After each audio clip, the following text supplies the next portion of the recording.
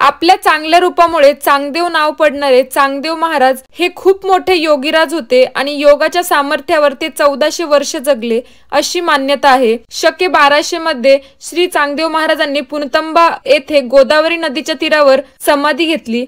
आणि तुम्हाला प्रश्न पडला असेल की हे महाराज 1400 वर्ष कसे जगले, तर हे खूप मोठे हठयोगी होते। ते मृत्यूकाळ जवळ आला की 100 वर्ष पूर्ण होत आली की ते तपश्चर्या करायला बसायचे आणि मग आपल्या मृत्यूवरती विजय मिळवायचे आणि जुना देह सोडून नवीन देह धारण करायचे। त्यामुळे त्यांची 14 समाधी स्थळे आहेत आणि त्याचबरोबर 14 बदललेली नावे देखील। आणि चांगदेव महाराज हे त्रिकाल ज्ञानी असून त्यांनी बरेच असे चमत्कार करून दाखवलेत। अतिशय जुनं असं या मंदिराचं बांधकाम आहे। हे जे लाकडाचे खांब आहेत आणि वरती जे आहे त्याला आपण प्लास्टर वगैरे म्हणतो, तर तसं काही नाही, येथे खण आहेत, म्हणजे वरती लाकडाचे खण आहेत। आणि त्या मंदिराचे वैशिष्ट्य म्हणजे कितीही कडक उन्हाळा असला तरीही अजिबात गरम होत नाही। नदी किनारी असल्यामुळे परिसर अत्यंत शांत आणि निसर्गरम्य आहे। आणि मंदिर परिसरात अनेक देवतांची मंदिरे आहेत। मंदिरा शेजारी काशी विश्वेश्वर महादेवाचे मंदिर आहे, गुरुदत्ताचे सोमेश्वर मंदिर, अशी अनेक मंदिरे परिसरामध्ये आहेत। आणि तुम्ही ते आलात का? तुम्हाला व्हिडिओ कसा वाटला मला कमेंट करून नक्की सांगा।